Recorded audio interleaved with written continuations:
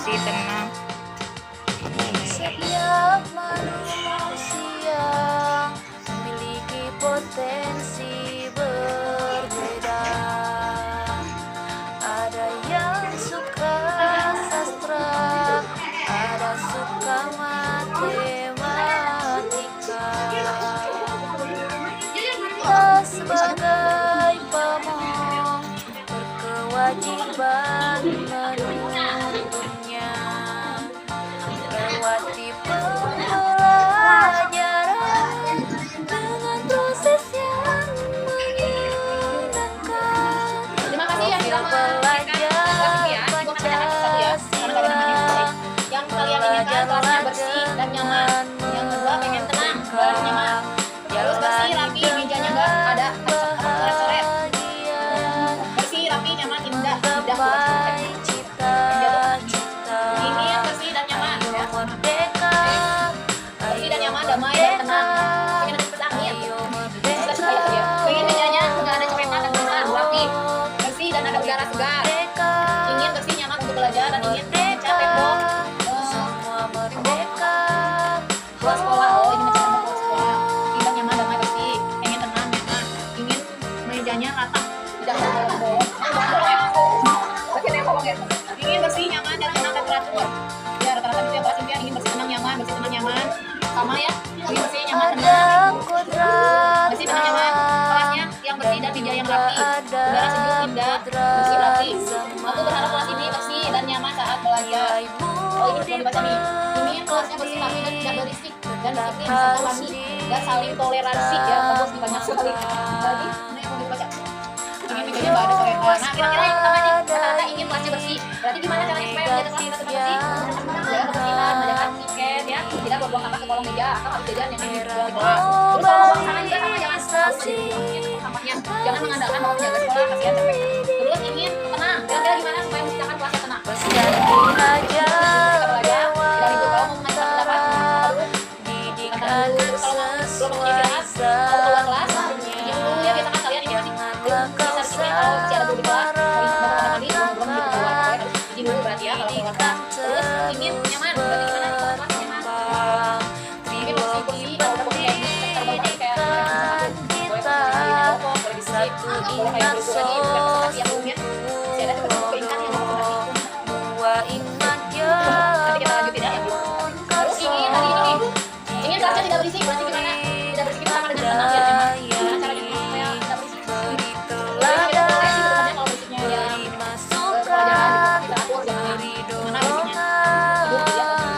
dorongan, Serta wangi. Gimana kalau kita kelasnya wangi? teladan, beri masukan, beri Kalau tidur ini berarti. dorongan. Kira-kira kalau nggak wangi itu sumber yang tidak wangi itu dari mana aja?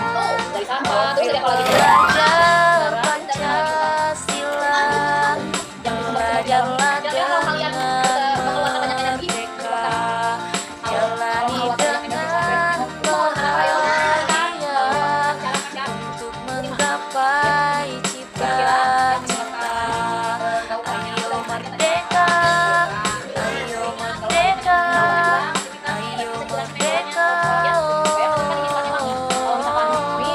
Murid merdeka, guru merdeka, wangi ya, main bolanya. Terus ingin saling toleransi. Cuma di kelas nggak ada ya, kebetulan keragaman muslim ya sekolah. Berarti gimana nih kira-kira ketika berdoa mau dilafalkan atau mau dalam hati? Dalam hati aja ya, berarti ya. Kalau ada boleh dilihatkan. Kalau ada dalam hati, kalau posisinya ada. Terus apa lagi? Kalau untuk mengecat tembok, kalian ingin ngecat tembok yang gimana? Di dalam atau di luar? Oh, ya sebenarnya ini harus sekolah sih nanti saya wajibkan ya. Terus nggak ada coretan di meja, nggak mau bolong-bolong, ingin mejanya rata. Berarti gimana menjaga supaya nggak ada coret? Mejanya ya tangannya nggak boleh kecil, nggak boleh coret-coret sih. Aku supaya bersih, berarti nanti aku cek-cek.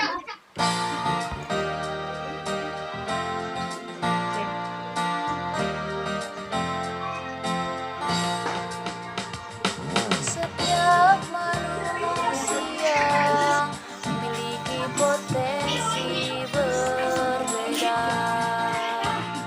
Ada yang suka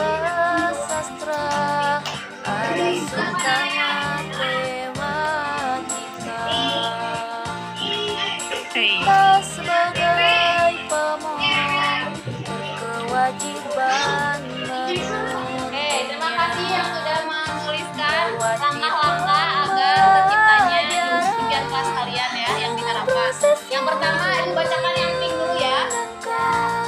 Profil Lihat. kelas. Untuk buang sampah pada tempatnya, tidak berisik pada jam pelajaran. Ada saat guru menjelaskan ya. Next, melakukan piket kelas. Jangan membuang sampah sembarangan. Nah, sebisa mungkin dihindari kata jangan, tapi jadi membuang sampah pada tempatnya gitu. Jadi yang positifnya. Tidak boleh coret-coret meja. Berarti coret-coret pada tempatnya ya, di kertas, di gambar, bukan di dinding. Tidak boleh membuang sampah, nah sama kayak tadi ya, dibuang sampah pada tempatnya. Menjalankan piket kelas ya, diingatkan lagi piket kelas harus selalu berjalan.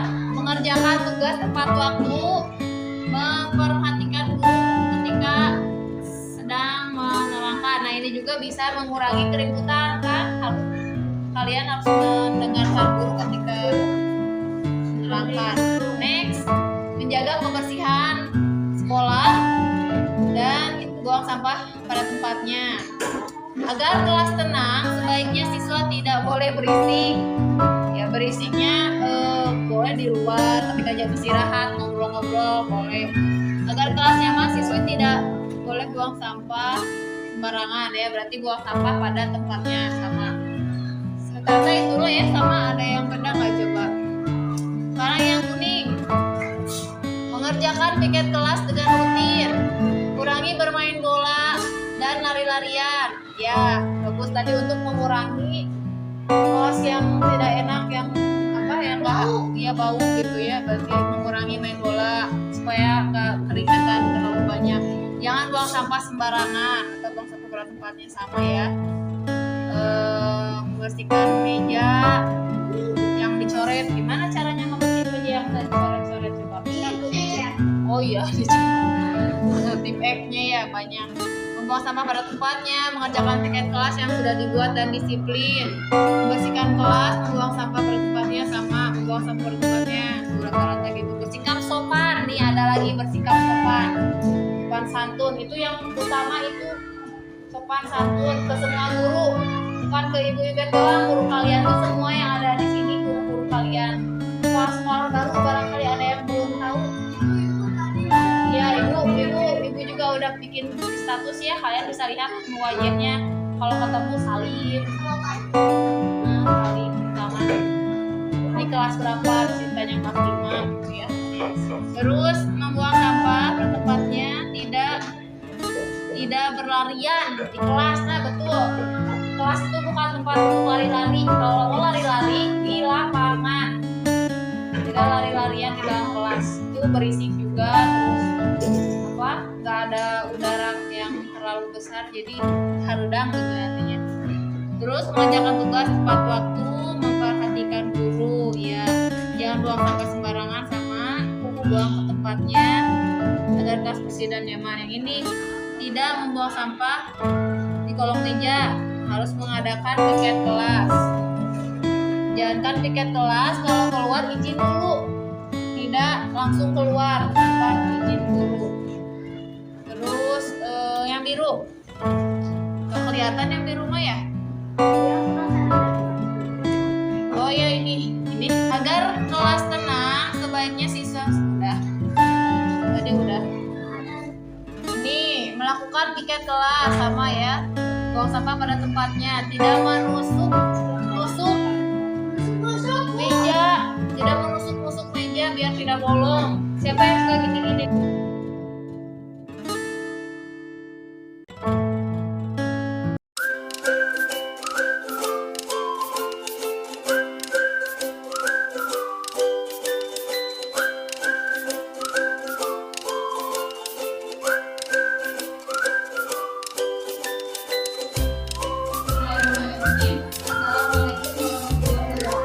Waalaikumsalam warahmatullahi wabarakatuh.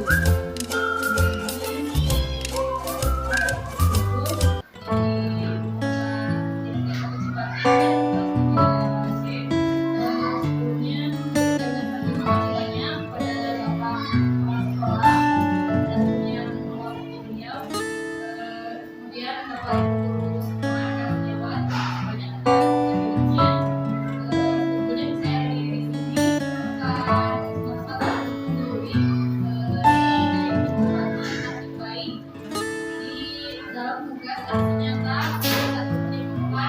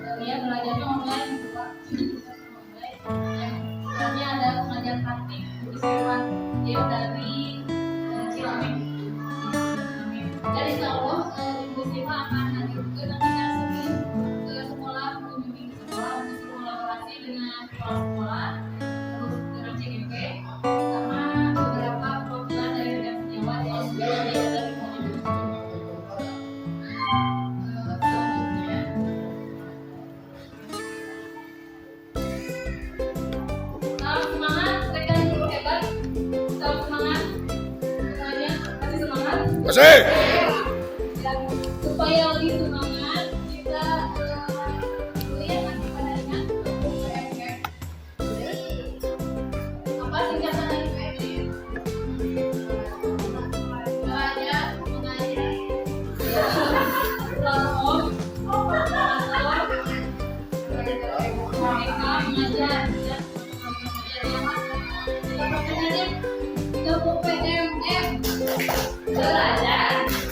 Mengajar, berkarya, yang waktu di kelas sekali lagi PMM mengajar, berkarya. dia semangat juga. Di sini ada tim sukses, ada yang pernah lihat Bapak Ibu ya, kita sambil baca aja ya. Ada tulisannya tepuk sukses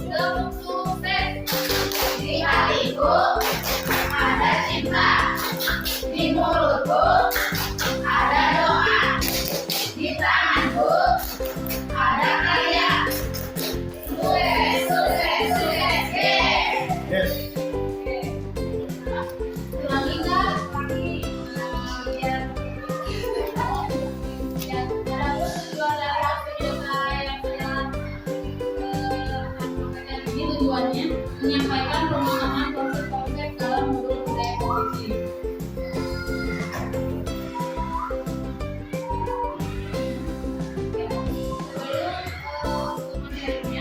Saya mau tanya dulu Bapak Ibu semua, apakah setuju atau tidak setuju?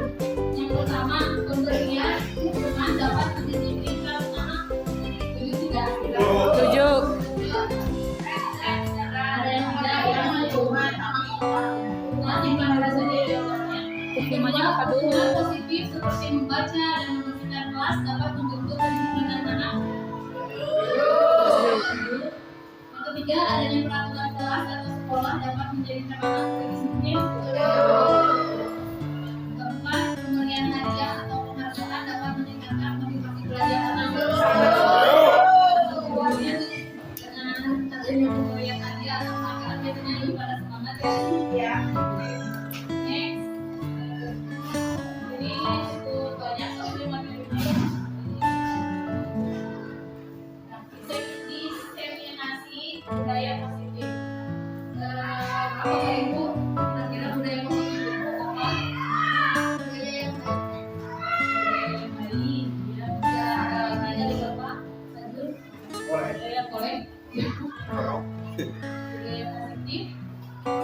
Jadi kebiasaan yang positif, kebiasaan yang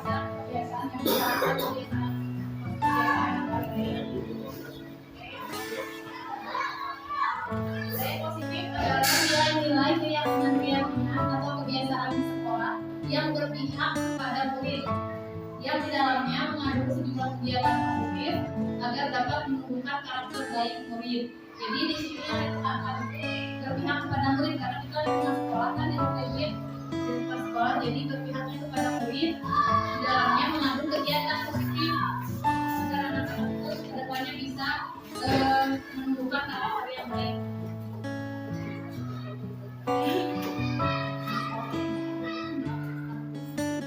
Jadi tentunya di sekolah itu kan tidak hanya guru doang ya, ada kolaborasi di antaranya dari sekolah, kemudian guru-guru, tenaga pendidik dan orang tua juga dan komite sekolah.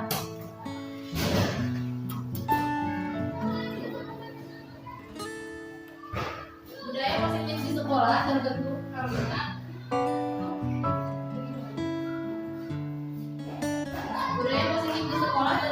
karena adanya kolaborasi dan komunikasi antar seluruh warga sekolah untuk bersama-sama mewujudkan kebiasaan baik sebagai rutinitas yang tertanam dalam diri sebagai sebuah kesadaran. Sekolah terbentuk karena adanya kolaborasi dan komunikasi antar seluruh warga sekolah untuk bersama-sama mewujudkan kebiasaan baik sebagai rutinitas yang tertanam dalam diri sebagai sebuah kesadaran, bukan paksaan ataupun kesadaran dalam melakukannya, sehingga dapat tercipta sinergitas dan kenyamanan yang optimal. Betul ya Bapak Ibu ya, ketika kolaborasi terjalin dengan baik di dalam sebuah lembaga atau institusi itu insya Allah akan tercipta budaya yang positif. Nah ini 7 tahapan konsep utama budaya positif. Ada 7 yang akan dibahas, diantaranya perubahan paradigma belajar, disiplin positif, motivasi perilaku manusia, kebutuhan dasar manusia, posisi kontrol restitusi, keyakinan kelas, dan 3 restitusi. Memang cukup padat juga, tapi kita singkat saja supaya tidak terlalu sebelumnya. Masih ingat tujuan pendidikan yang pernah disampaikan oleh Bapak pengawas kita di sana? Tujuan pendidikan itu kita lihat dari filosofi Ki Hajar Dewantara, yaitu menuntut segala kekuatan kodrat tanam yang ada pada manusia agar mereka sebagai manusia dan anggota masyarakat dapat mencapai keselamatan dan kebahagiaan yang setinggi-tingginya. Jadi tugas kita sebagai kamu yaitu menuntut, tapi bukan berarti dituntut di jalan ini gitu. Jadi dibimbing sesuai kodrat yang ada pada anak-anak. Dulu sebelum saya belajar CGP, beranggapan bahwa anak-anak itu kita ada 2 sosok yang bisa kita gambar seininya. Padahal anak-anak itu sudah memiliki kodratnya masing-masing ketika dilahirkan. Jadi minat dan bakatnya sudah ada. Tinggal kita menuntut atau mengarahkan anak-anak itu agar bisa mencapai keselamatan dan kebahagiaan. Ini adalah filosofi dalam pendidikan kita. Selanjutnya yaitu perubahan paradigma. Ketika zaman kolonial Belanda ya Bapak Ibu pelajar itu seperti bersifat statis, tidak dinamis, dan zaman dulu itu hanya laki-laki doang kan ya yang boleh belajar, dan akhirnya ibu dan kakak ini membuat habis gelap tertimbun terang, dan beliaulah yang akhirnya mempelopori pendidikan untuk kaum wanita. Nah, pembelajaran dengan paradigma baru yang dilakukan berdasarkan prinsip pembelajaran yang berdiferensiasi, jadi beragam sehingga setiap siswa belajar sesuai dengan kebutuhan dari tahap perkembangannya untuk mewujudkan profil pelajar Pancasila. Kalau membahas tahap perkembangan itu akan lebih lama lagi, jadi kita langsung saja. Profil pelajar Pancasila. Masih ingat lagunya ibu? Masih. Kita nyanyikan dulu 1 kali aja ya. 3, 2, 1. Pelajar Pancasila beriman dan bertakwa pada Tuhan yang esa dan berakhlak mulia, berkebinekaan global, gotong royong mandiri, kreatif dan bernama pintis. Ini profil pelajar. Nah sekarang kita coba memainkan games buka tutup. Kita bayangkan di tangan Bapak Ibu ada sesuatu yang berharga yang tidak perlu dilihat orang atau kepada Bapak Ibu ya, bayangkan aja. Tapi tangannya, yang satu berusaha untuk membuka tangannya, yang satu lagi ya terserah aja itu mau, pokoknya ada tangkap aja, ada yang enggak. Coba kita mulai ya. Satu, dua, bebas. Ya, gimana saling membuka gitu. Atau bergantian dulu, misalkan Sina yang misalnya ada sesuatu yang harganya, ini yang membuka. Jadi satu-satu ya. Dua, tiga. Ya boleh dengan lista kamu. Oke, saya mau.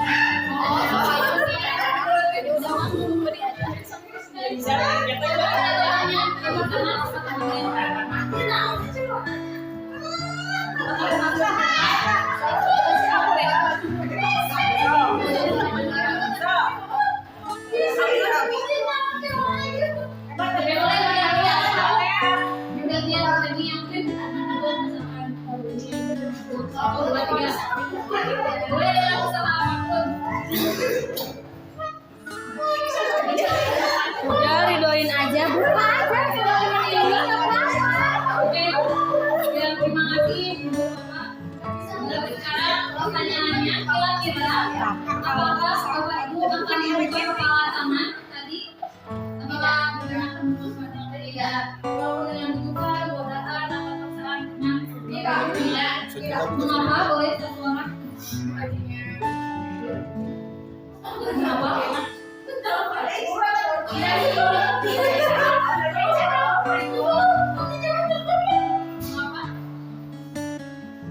Oh iya, Karena tidak ingin.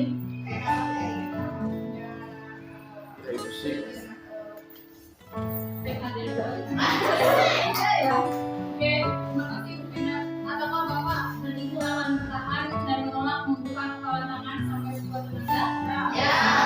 Ya tadi ya berarti tidak akan. Apa ada yang merasa luka nggak? Tidak. Tidak. Ada kasih dengan tiga. Jadi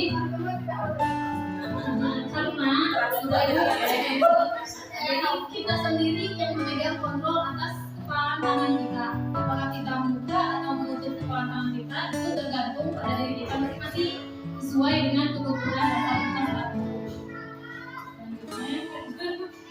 Nah, ini adalah stimulus respon lawan dari teori kontrol. Untuk merubah paradigma kita tentang pendidikan, salah satunya bisa dengan ini, stimulus respon yang biasa dilakukan. Realitas kebutuhan kita sama, padahal realitas kebutuhan kita berbeda, ya, menurut teori kontrol. Kemudian semua orang melihat hal yang sama, sedangkan menurut teori kontrol setiap orang memiliki gambaran berbeda. Terus perilaku buruk dilihat sebagai suatu kesalahan, padahal perilaku buruk itu bisa semuanya memiliki tujuan. Kenapa misalkan melakukan sesuatu yang buruk tapi nggak memiliki tujuan? Orang lain bisa mengontrol saya, sedangkan menurut teori kontrol hanya Anda yang bisa mengontrol diri masing-masing. Terus saya bisa mengontrol orang lain, Anda tidak bisa mengontrol orang lain. Kemudian pemaksaan ada pada saat hubungan gagal, yang paradigma yang baru, kolaborasi dan konsensus menciptakan pilihan-pilihan baru. Kemudian model berpikir menang kalah, model berpikir menang-menang. Misalkan ini tuh kasus di anak-anak, misalkan ada yang terpengkar gitu, tapi diselesaikannya jadi dengan menang-menang, win-win solution. Kemudian disiplin positif, kita lanjut ke disiplin positif. Kira-kira apa itu disiplin positif?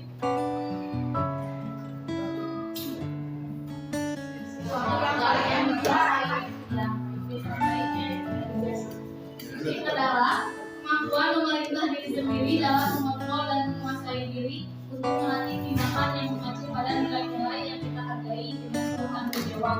Jadi ada rasa tanggung jawab dan dari dalam diri. Maksud dari nilai-nilai yang kita hargai adalah nilai-nilai kebaikan, sifat-sifat positif manusia yang merupakan tujuan mulia yang ingin dicapai setiap individu.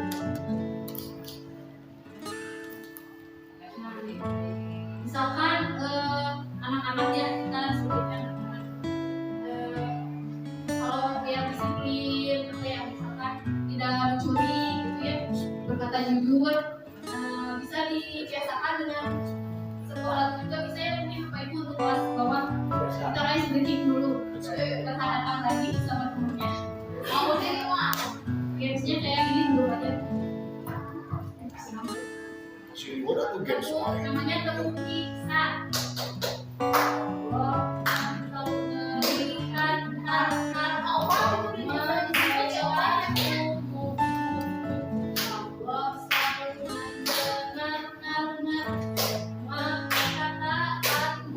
Mu. Ayo kita waspada, Da. jangan berbuat dosa. Sa. Ingatlah selalu Lu. Allah mengasihi. Mu. Nah itu dipakai, boleh cobain. Cobain. Ya, udah aku yang satu aja. Awak yang satu lagi. Tepuk lisan. Lihat semua perilakumu, Allah selalu mendengarkan semua perkataanmu. Ayo kita waspada dan jangan berbuat dosa. Ingat selalu Allah mengawasimu.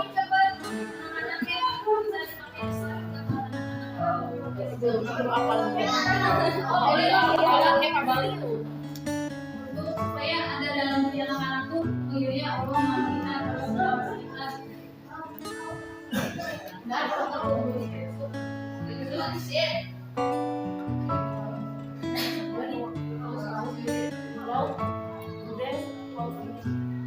ya, terima kasih Bapak Ibu atas praktek listening-nya. Selanjutnya yaitu motivasi perilaku manusia.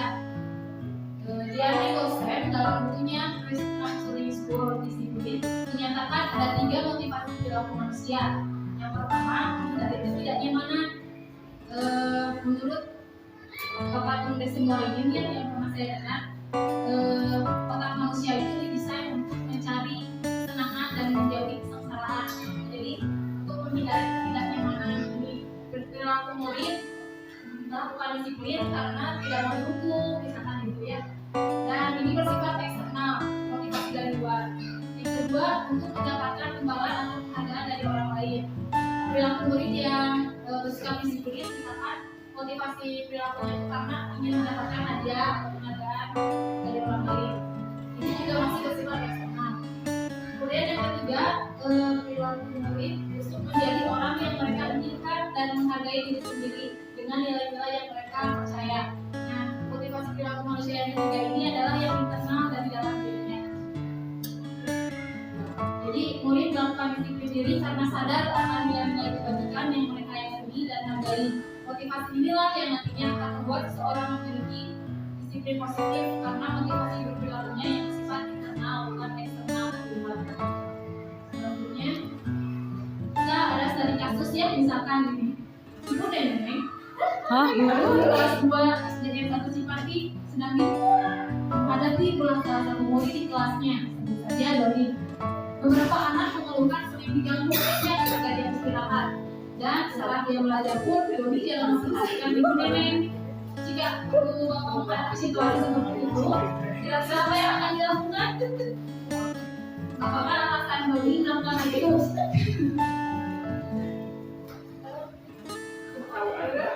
Cari perhatian. Caper, itu mah caper.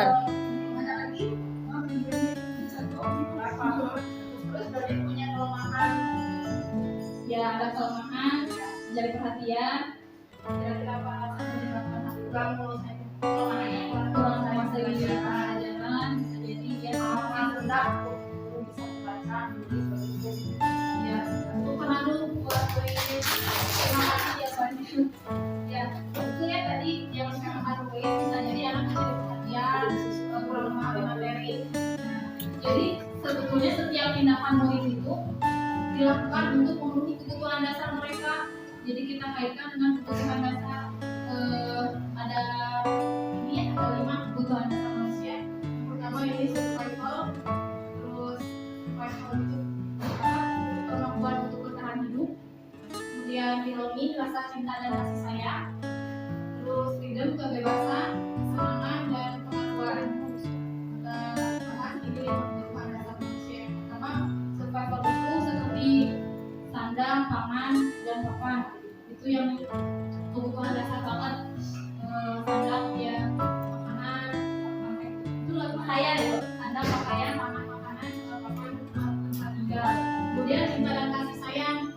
Setiap manusia membutuhkan rasa cinta dan kasih sayang, baik dari pasangan, dari keluarga, orang tua, dan lainnya. Terus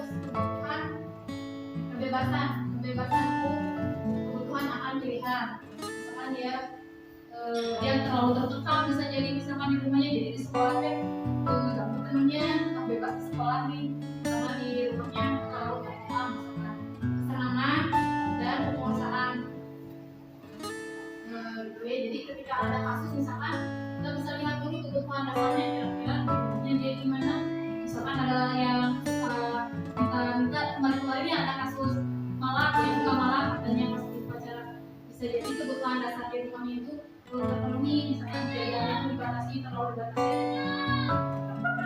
Selanjutnya yaitu tentang 5 posisi kontrol. Melalui serangkaian riset dan bersandar pada teori kontrol Dr. William Garcia, dosen berkesimpulan ada 5 posisi kontrol yang diterapkan seorang guru, orang tua, ataupun atasan dalam melakukan kontrol. Kelima posisi kontrol tersebut adalah yang pertama, memposisikan sebagai penghukum. Jadi hukuman fisik atau verbal, biasanya kata-katanya tuh kamu bisa hukuman fisik seperti yang kata bapak, terus verbal patuhi tanda tertib.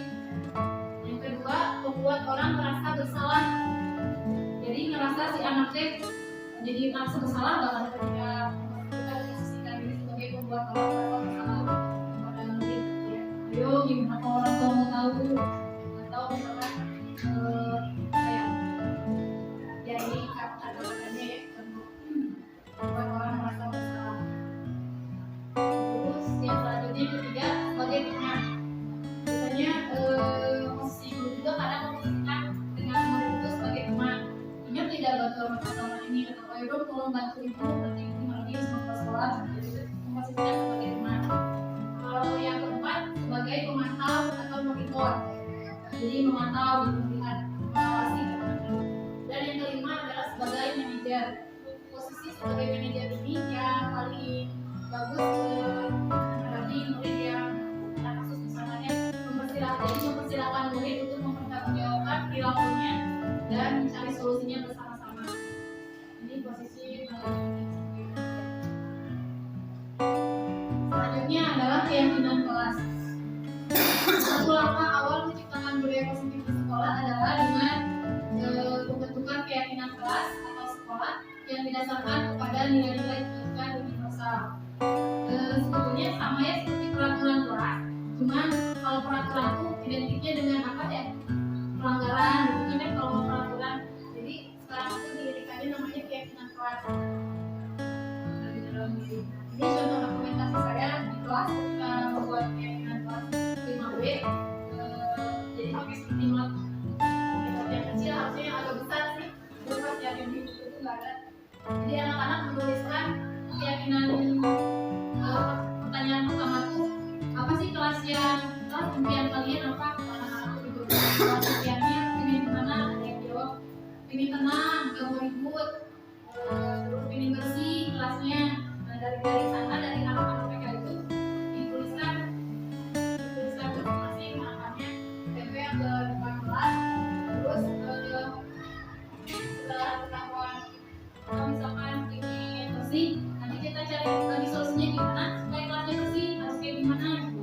Kalau ditulis lagi di yang berbeda, berarti harus ada kedoaan, terus gotong royong sama semuanya gitu. Kalau ingin tidak ribut berarti harus saling menghormati, menghargai ketika pembelajaran yang ribut yang lain-lain. Jadi dicari dulu harapannya, mimpinya kelasnya ini seperti apa, baru menuliskan. Ini misalkan ya contoh keyakinan kelas saling menghormati dan menghargai, terhadap guru, teman, dan warga sekolah lainnya tanpa membedakan suku, agama, ras, dan antar golongan. Kemudian berperilaku sopan dan santun. Berperilaku sopan dan kata santun baik dalam kegiatan kelas maupun di luar kelas. Tertib dan disiplin, tertib dalam kegiatan pelajaran kelas maupun di luar kelas, dan disiplin dalam belajar maupun kegiatan sekolah. Ini ada 5 contohnya. Terus tolong menolong dalam kebaikan dengan guru, teman, dan warga sekolah lainnya. Kemudian menjaga kesehatan diri dan lingkungan, selalu menjaga kesehatan diri dan menjaga sekolah. Ini contoh keyakinan kelas. Dan yang selanjutnya adalah penerapan segitiga restitusi. Ada yang pernah datang ke ibu restitusi? Kalian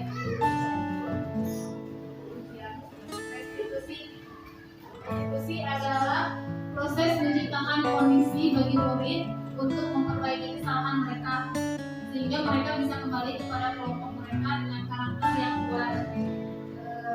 Jadi proses untuk memperbaiki kesalahan mereka jangan langsung disalahkan kayak tadi posisinya sebagai guru atau orang bersalah. Tapi dengan restitusi itu bukan untuk menebus kesalahan, melainkan sebuah tawaran, bukan juga paksaan. restitusi fokus pada solusi, membuat murid memiliki disiplin positif dan memulihkan dirinya setelah berbuat kesalahan.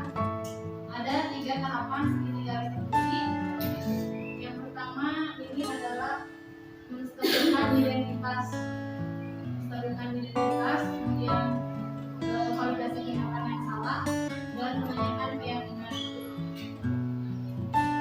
Di sini ada tahapan segitiga restitusi, menstabilkan identitas, validasi tindakan, menanyakan keyakinan. Menstabilkan identitas itu, misalkan ada kasus yang tadi ya, anak nggak mau belajar, jadi jangan langsung ditegur di depan orang juga, tapi sebaiknya dibawa ke kantor gitu buat menjadi blog. Dia berbuat salah itu tidak apa-apa, tapi bukan berarti melegalkan berbuat salah. Jadi kata-kata tidak ada manusia yang sempurna, ya nggak bisa menyelesaikan ini kok. Ayo kita selesaikan bareng.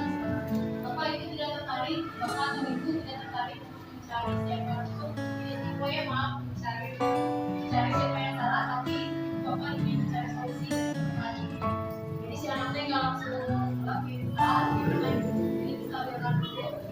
Kemudian divalidasi tindakan yang salahnya, tetap kita juga harus tanyakan ke anak itu. Kamu pasti punya alasan dalam hal ini ya, jadi tanya dulu alasannya. Padahal kamu bisa melakukan ini ya. Adakah cara yang lebih efektif untuk mendapatkan apa yang kamu butuhkan? Ini contoh-contoh kalimat dalam validasi tindakan. Dan yang ketiga adalah tahapannya menanyakan keyakinan. Kan ceritanya tadi udah bikin keyakinan kelasnya ya. Terus katanya benar kan dengan keyakinan kelas yang sudah dinyatakan tadi. Yang kita seperti bersama maksudnya enggak, misalkan tidak mau ribut, ingin suasana ngumpul, beko ribut. Jadi tanyakan kembali keyakinan kelas yang pernah dibuat. Ingatnya, kamu mau jadi orang yang seperti apa? Apa yang kita percaya sebagai kelas keluarga? Jadi contoh kalau menanyakan ini keyakinan. Terus biasanya dalam menyelesaikan kasus anak itu ditanya dulu jadi merasakan posisinya. Kalau misalkan dia yang pojok, gimana kalau kamu jadi dia, juga dia merasakan. Kalau kamu jadi dia, gimana ngerasain? Jelaskan kenapa. Nah, jadi contoh demonstrasi kontekstual saya 21.3 tentang penerapan segitiga restitusi. Ceritanya waktu itu kasusnya dia buang sampah sembarangan. Jadi kan di skenario ini aja ya. Jadi dia ditanya stabilkan dulu identitasnya, terus yang kedua validasi tindakan yang salah, dan yang ketiganya menanyakan keyakinan kelas. Pendekatan segitiga restitusi dalam menangani sebuah kasus dapat membuat murid menjadi lebih percaya diri, jadi tidak merasa paling disalahkan, tidak merasa tersudutkan, melatih kejujuran juga, bertanggung jawab dan memiliki disiplin positif. Disiplin positif.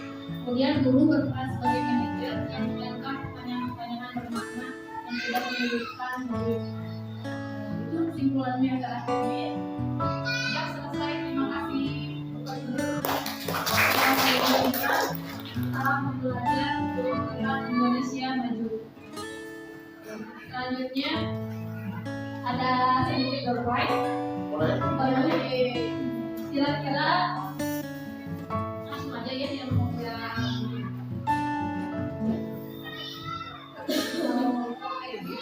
Masih ingat gak 5 kebutuhan dasar manusia? Sedikit cepat. Panto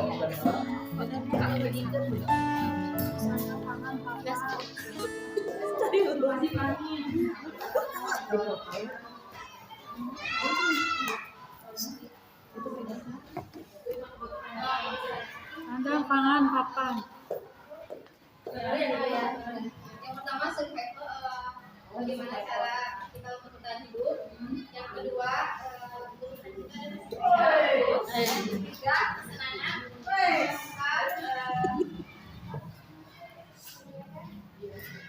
Power. Terus yang terakhir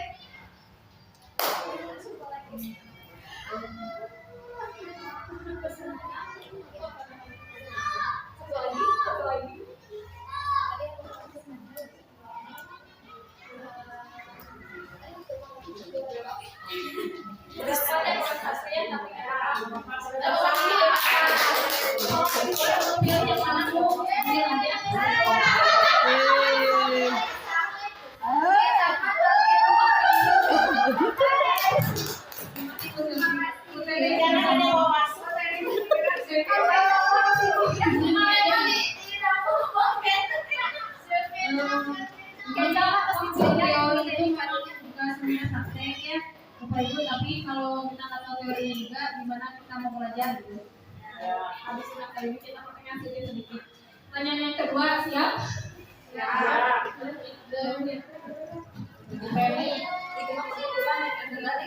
Apa kebalikan dari stimulus respon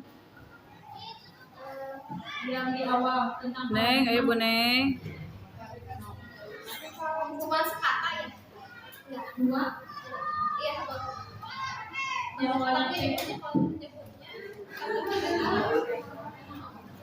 atau yang bedanya ganti soal tahapan segitiga restitusi tahapan tadi untuk Bu yang terakhir Bu Neng barusan. Tindakan validitas diri atau tindakan sekolah ya, terus menanyakan keyakinan. ya betul. Boleh Ibu milih Bu.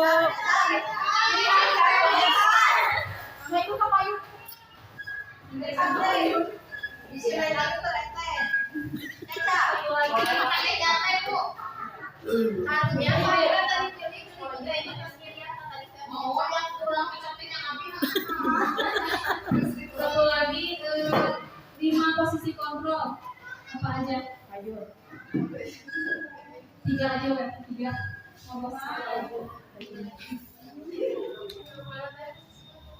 Yang ada pertemuan hukum.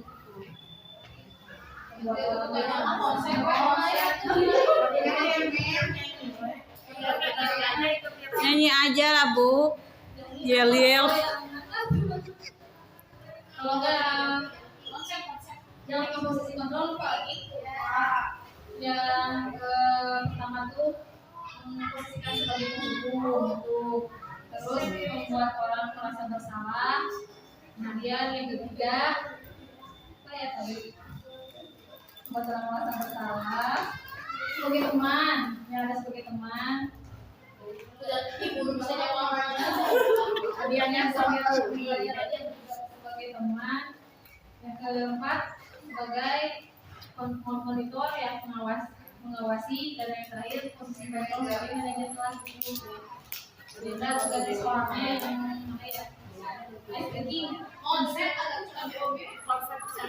Tuh konsep aja, kasihan biarin aja konsep aja. Tuh.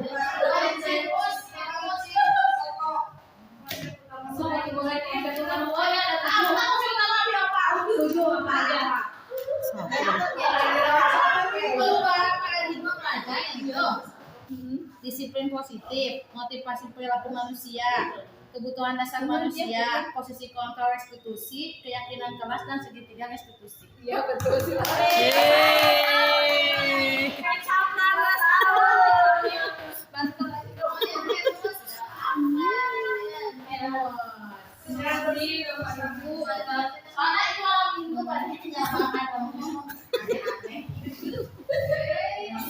Alhamdulillah materi diseminasi 1.4 tentang budaya positif sudah disampaikan.